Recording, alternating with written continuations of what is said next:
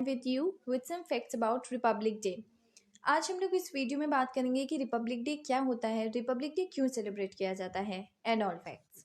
So without wasting any more time let's start with the video. So first thing here we need to understand कि हम लोग Republic day क्यों celebrate करते हैं, कि Republic day किस लिए सेलिब्रेट किया जाता है। फर्स्ट थिंग, रिपब्लिक डे बहुत बड़ा दिन है हमारे नेशन के लिए और हम इसे नेशनल लेवल पर सेलिब्रेट करते हैं। और इस बार तो चीफ गेस्ट भी रहे थे इजिप्ट के प्रेसिडेंट हमारे रिपब्लिक डे पे। सो ऐसा हो नहीं सकता कि किसी भी इंसान को ये ना पता हो कि रिपब्लिक डे क्या है। रिपब्लिक डे बहुत बड़ा डे है, इवन छोटे छोटे बच्चे को भी पता होता है।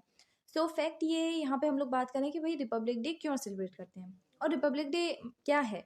Actually the Indian constitution is the largest written constitution in the world. जब भी हम इंडियन कॉन्स्टिट्यूशन की बात करते हैं तो ये लाइन हमें अपने माइंड में याद रखनी है। एक्चुअली हमारा जो इंडियन कॉन्स्टिट्यूशन है वो किस दिन इफेक्ट में आया था, वो जनवरी 26 जनवरी 1950 को इफेक्ट में आया था। हालांकि हमारा जो कॉन्स्टिट्यूशन है वो अडॉप्ट 26 नवंबर 1949 को हो चुका था असेंबली के थ्रू, बट इफेक्ट में 26 जनवरी 1950 को आया था। इन सिंपल वर्ड्स अगर मैं कहूँ तो रिपब्लिक डे हम लोग इसी को सेलिब्रेट करते हुए मनाते हैं कि हमारा कॉन्स्टिट्यूशन जो इंडियन कॉन्स्टिट्यूशन है वो इस दिन इफेक्ट में आया था। इसी को लेके हम लोग रिपब्लिक डे मनाते हैं। Since 1950, January 26 is marked as the day Indian Constitution came into effect. हालांकि हमारा मैं ये 10 बार बोल चुकी हूँ कि while the Constitution was adopted on November 26, 1949. Okay, तो इसी वजह से हम लोग रिपब्लिक डे मनाते हैं। आगे बढ़ते हैं। ऐसा क्यों है कि 26 जनवरी को एज ए रिपब्लिक डे हम लोगों ने बोला? ऐसा क्यों है कि भाई रिपब्लिक डे के लिए 26 जनवरी सेलेक्ट हुआ, और भी तो डेज हैं, उन्हें क्यों नहीं सेलेक्ट किया गया? तो रिपब्लिक डे 26 जनवरी ही क्यों सिलेक्ट किया गया, उसके पीछे जो रीज़न लाई करता है वो हमारी हिस्ट्री में लाई करता है। Means in simple words the answer lies in the history of the Indian freedom struggle which held the date significant in 1930। Actually अपना Indian National Congress INC stands for Indian National Congress, बहुत बड़ी party है हमारी India की। तो Indian National Congress, और इसका इतिहास भी बहुत पुराना रहा है, इवन फ्रीडम में इनका बहुत ज़्यादा योगदान रहा है। तो इंडियन नेशनल कांग्रेस INC की हम लोग यहाँ पे बात करेंगे। Indian National Congress was at there Lahore season. ये मिडनाइट था ऑफ 31 दिसंबर 1929, जिस समय पे in front of a whole crowd INC proclaimed और declared Purna Swaraj complete freedom on to be observed on January 26, 1930। तो इसी वजह से जनवरी 26 के दिन हम लोग रिपब्लिक डे मनाते हैं, क्योंकि उस दिन the flag of India was hosted by Jawaharlal Nehru on 31 December 1929 on the bank of a river Ravi in a Lahore, और it was going on a Lahore season. तो उस समय पे उन्होंने ये डिक्लेयर किया था कि हम लोग पूर्ण स्वराज उन्होंने डिक्लेयर किया था, और 26 जनवरी को ऑब्जर्व करने के लिए बोला था। As the Congress party he they asked people to of India to observe 26 January 1930 as a republic day। तो तभी से हम लोग 26 जनवरी को रिपब्लिक डे के तौर पे मनाने लगे। तो इतना क्लियर होता है कि भाई 26 जनवरी क्यों, ये भी चीज़ यहाँ पे क्लियर कर दी। आगे बढ़ते हैं। भाई रिपब्लिक डे क्यों इम्पोर्टेंट है। अब ये तो स्लाइड की पहली स्लाइड में हम लोग बता चुके हैं कि रिपब्लिक डे बहुत ज़्यादा इंपॉर्टेंट है। ये जो फर्स्ट स्लाइड में ही डिस्कस हो गया कि रिपब्लिक डे बहुत ज़्यादा इंपॉर्टेंट है। भाई इतना वर्ल्ड का जो लार्जेस्ट कॉन्स्टिट्यूशन जिसे कहा जाता है वो उस दिन इफेक्ट में आया था 1950, वो उस दिन इफेक्ट में आया था। तो 26 जनवरी को तो सिंपल सी बात है, रिपब्लिक डे बहुत बड़ा डे है। लेकिन मैं इसे थोड़ा और हाईलाइट, मैंने यहाँ पे लिख भी रखा है, काफ़ी कुछ लिख रखा है, तो फिर इसे हाईलाइट करेंगे कि the constitution of India is a use document which lay down the procedure power duty fundamental rights. यानी कि इसमें काफ़ी सारे फंडामेंटल राइट्स एंड ऑल थे, इसी वजह से वो कॉन्स्टिट्यूशन काफ़ी ज़्यादा इंपॉर्टेंट भी है। And even it shows the empowerment of Indian citizens to select their own government. It is a national holiday which commemorates the process of establishment of Indian constitution। तो रिपब्लिक डे अपने आप में बहुत बड़ा दिन है। अब हमने, जैसा कि हमने कहा कि भाई रिपब्लिक डे जो है वो बहुत बड़ा दिन है क्योंकि कॉन्स्टिट्यूशन इफेक्ट में आया था, तो थोड़ा गौर उस कॉन्स्टिट्यूशन की तरफ भी डाल लेते हैं, क्योंकि आई वांट कि हम लोग थोड़ा थोड़ा सारे टॉपिक्स कवर कर लें। जैसे कि ऐसा फील नहीं होना चाहिए कि भाई हमने ये तो पता ही नहीं है, इस टाइप से फील नहीं होना चाहिए ना। अगर हम कोई चीज़ पढ़ रहे हैं तो वो अच्छी तरह से कंप्लीट पढ़नी चाहिए कि भाई हमें ये चीज़ें सारे पॉइंट्स उससे रिलेटेड क्लियर हैं। तो लेट्स मूव ऑन कि भाई इंडियन कॉन्स्टिट्यूशन क्या है, जिस कॉन्स्टिट्यूशन की हम अभी तक बात कर रहे हैं। Indian constitution is world world largest constitution. Indian constitution जो है, इसमें जब ये ओरिजिनली बना था उस समय पे 395 आर्टिकल्स थे, 8 शेड्यूल, 22 पार्ट्स थे। और हमें पता होना चाहिए BR Ambedkar is known as the father of Indian constitution. हालांकि ओरिजिनली ये पेन डाउन जो है प्रेम बिहारी रायजादा के थ्रू हुआ था, ठीक है, ही वॉज फ्रॉम रामपुर, तो फिर उनके थ्रू हुआ था। लेकिन इसका थोड़ा सा और थोड़ा ब्रीफ हिस्ट्री में चले जाते हैं जिससे थोड़ा और क्लियर हो जाएगा कि भाई हमने नीड क्या थी इंडियन कॉन्स्टिट्यूशन की। ऐसा क्या था कि हमें कॉन्स्टिट्यूशन की नीड पड़ गई। कॉन्स्टिट्यूशन हमने क्यों बनाने की नीड पड़ी?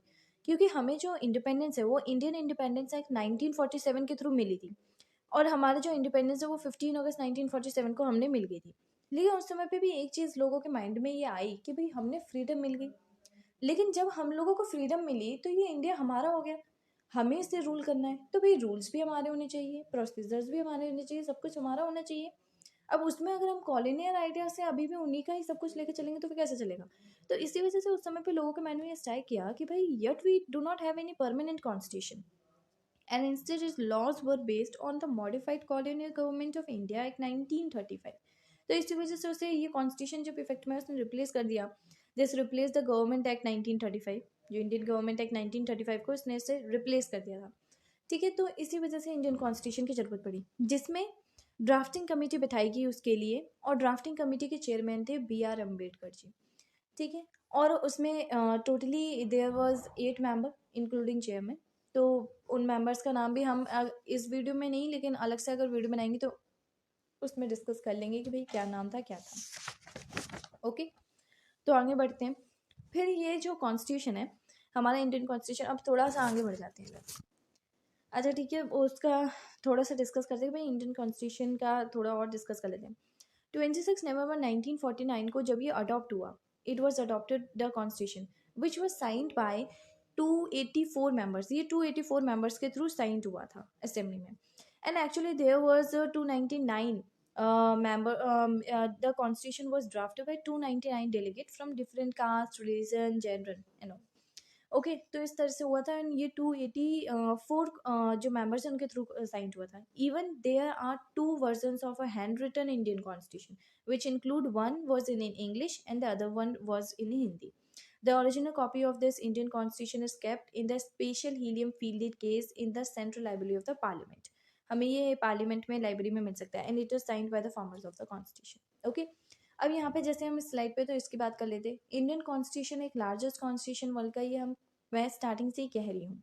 ओके, सो अब यहाँ पे हम बात करते हैं भाई it took around 2 years 11 month 18 days, क्योंकि दिस क्वेश्चन ऑल्सो राइज कि भाई इसे टाइम कितना लगा, तो इसे कम से कम 2 years 11 month 18 days लग गए हमें इस कॉन्स्टिट्यूशन को प्रिपेयर करने में। हमने इतना टाइम लग गया इस कॉन्स्टिट्यूशन को प्रिपेयर करने में, ये मैंने पहले ही बता दिया। सो ये वाला जो पॉइंट था ये मैंने पहले ही क्लियर कर दिया था। वैसे स्टार्टिंग में भी थोड़ा बहुत क्लियर कर दिया था, लेकिन थोड़ा बहुत किया था, तो हम लोग यहाँ से एक बार और इसे क्लियर कर देते हैं। जैसे कि हमने कहा था कि भाई जो हमारा इंडियन कॉन्स्टिट्यूशन है वो 2 में लिखा गया था, मतलब 2 वर्जन्स में लिखा गया था, हिंदी में भी और इंग्लिश में भी। तो भाई इंग्लिश के लिए प्रेम बिहारी रायजादा थे, और हिंदी के लिए जो है ब्यूटीफुली ये लिखा गया था, हिंदी में लिखा गया था वसंत कृष्ण वेदाई के थ्रू, ठीक है। तो ये दो थे कैलीग्राफर्स जो थे, they were very famous calligrapher, Prem Bihari Raizada from Rampur, ठीक है। और इवन मैं इसमें और भी आर्टिस्ट की बात करूँगी भाई जिन्होंने इस वर्जन को बहुत ज़्यादा ब्यूटीफुली डेकोरेट किया था, जैसे शांति निकेतन इंक्लूडिंग नंदलाल बोस एंड बिहार राम सिन्हा कह सकते हैं, ठीक है। तो ये लोग थे, इनके थ्रू इसे डेकोरेट किया गया था और काफ़ी ज़्यादा अच्छे तरीके से लिखा गया था। ये लाइब्रेरी में रखा हुआ है, प्रिजर्व करके पार्लियामेंट के लाइब्रेरी में रखा गया है, देख सकता है कोई आदमी तो देख सकता है। सो यहाँ पे अब इस स्लाइड पे हम लोग बात करते हैं अबाउट रिपब्लिक डे परेड। जैसा कि हम स्टार्टिंग से सारे पॉइंट्स कवर करते हुए आ रहे हैं, कॉन्स्टिट्यूशन और रिपब्लिक डे क्यों मनाया जाता है, तो अब थोड़ा गौर इस बात पे भी कर लेते हैं कि रिपब्लिक डे परेड क्या है।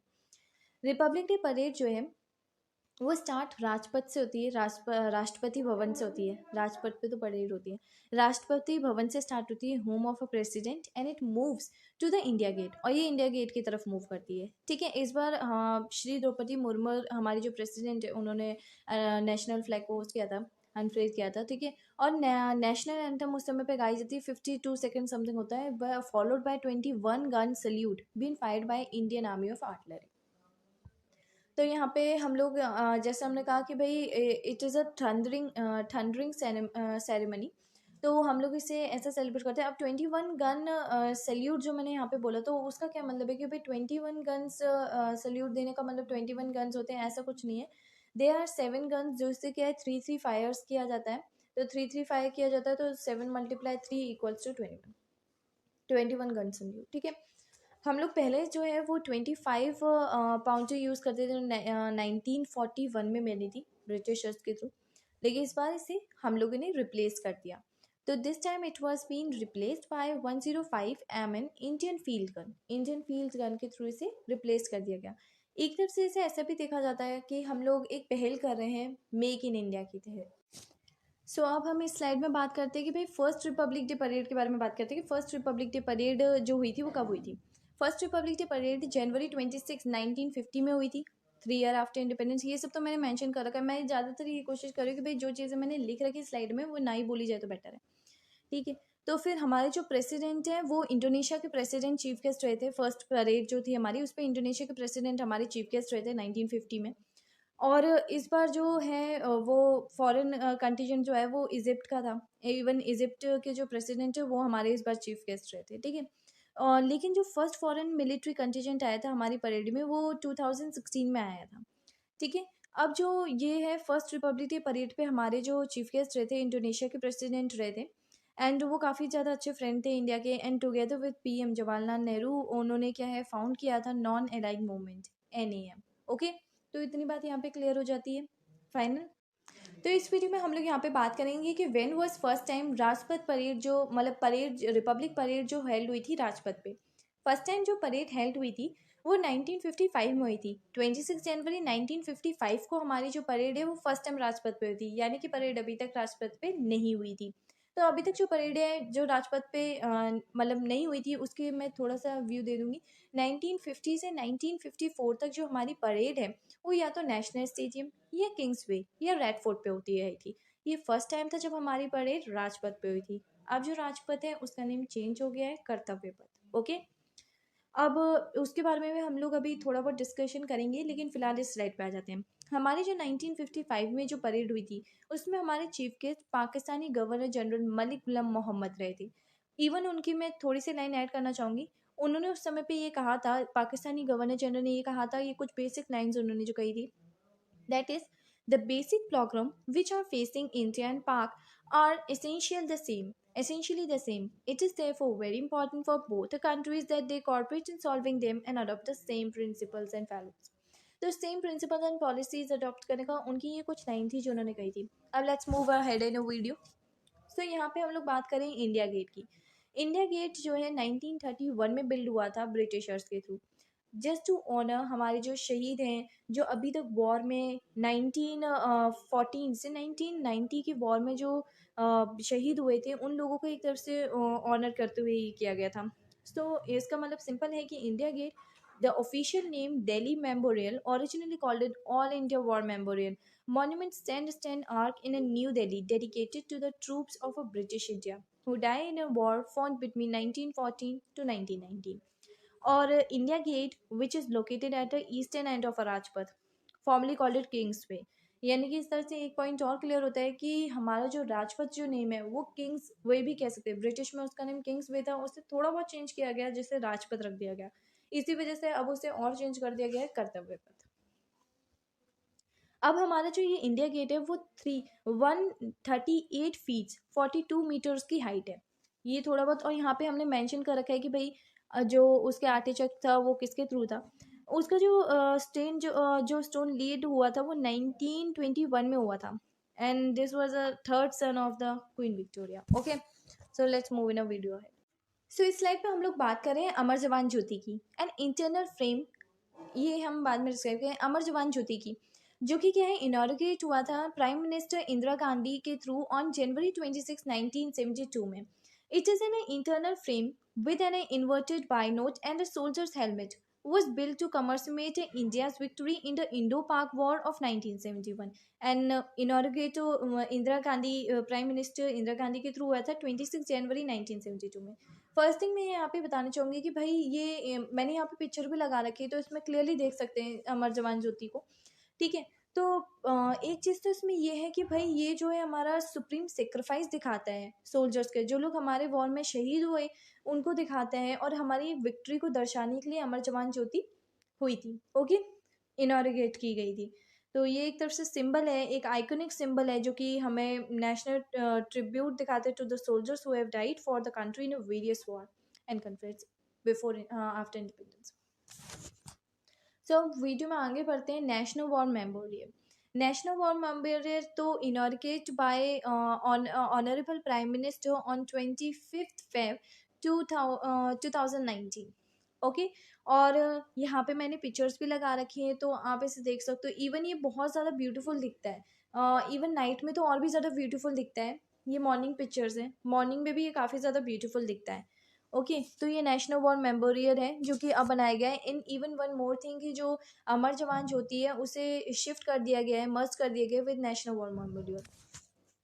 नेक्स्ट थिंग, ये यहाँ पे मैंने एक छोटा सा मतलब कोशिश की है कि छोटा सा एक मैप दिखाने की, भाई ये नेशनल वॉर मेमोरियल है। यहाँ पे हम देख भी सकते हैं रक्षा चक्र, त्याग चक्र, वीरता चक्र, अमर चक्र, इस टाइप से मतलब पूरा मतलब छोटा सा मैपिंग दिखाने की कोशिश की गई है और कुछ नहीं। यहाँ पे मैंने छोटा सा मैपिंग दिखाने की कोशिश की है क्योंकि ऐसा है कि with the help of images काफ़ी ज़्यादा क्लियर हो जाते हैं हर चीज़, तो इसी वजह से यहाँ पे जस्ट क्लियर करने के लिए थोड़ा बहुत दिखाया गया है।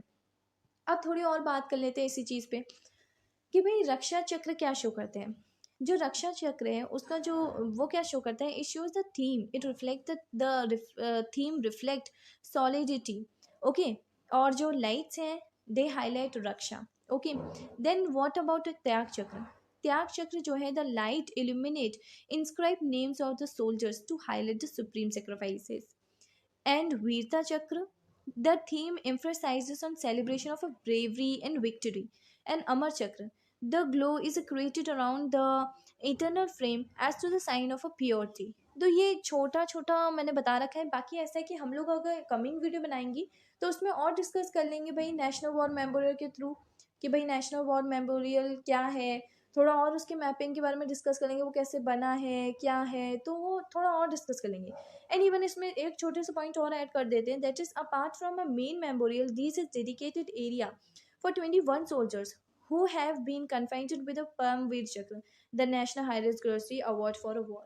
ठीक है, तो उसके लिए एक अलग से बनाया गया है। इवन इसका जो डिज़ाइन है जो मेन मेमोरियल का वो काफ़ी ज़्यादा एग्जाम्पलिस्ट है with the supreme sacrifice made by the soldiers in the line of a duty not only makes with him। Okay, तो ये है कि डिप्लीट करता है कि स्प्लिट कि भाई सोल्जर्स हैं उन्हें याद रखने के लिए ये बनाया गया है, उनके ऑनर में बनाया गया है। ठीक है, और बाकी हम लोग और वीडियो बनाएंगे तो उसमें डिस्कस कर लेंगे, मेनली पूरा मतलब जो पर्टिकुलरली इसके ऊपर जो वीडियो बनाएंगे उसमें डिस्कस कर लेंगे। तो बाकी तो यहाँ पे मैंने कोशिश की है अपनी पूरी इसे डिस्कस की। तो ये इसके नाइट का व्यू है जो कि अभी मैं बोल ही रही थी कि भाई वो दिन का व्यू था, ये इसका नाइट व्यू है। नाइट में ये और भी ज़्यादा ब्यूटीफुल दिखता है। ये पूरा व्यू कवर नहीं हो पाया है और भी है ऐसे फोटोज़, लेकिन ये है कि भाई सब डिफ़िकल्ट हो जाता है, इसी वजह से एक छोटा सा मैं व्यू दिखा रही हूँ यहाँ पे। तो ये नाइट का जो व्यू है ये मतलब नाइट व्यू है कि भाई ये काफ़ी ज़्यादा ब्यूटीफुल दिखता है। ये मैपिंग भी है, मतलब मैं यहाँ पे एक मैप जो है वो इसका भी था कि भाई राष्ट्रपति भवन से होते हुए परेड कैसे जाती है, तो उसका भी था, बट यहाँ पे मैंने वो लाई नहीं हूँ। Okay, now at the conclusion of a video, thank you for watching my video, and if you like it तो प्लीज़ सब्सक्राइब करें एंड लाइक करें। Okay, and if you want me to bring a more video तो topics भी मुझे बता सकते हो in comments. तो and even if you want कि कुछ इम्प्रूवमेंट है या if you want to advise me some improvement then please even comment for that. Okay, I will surely welcome your comment. So thank you for watching my video.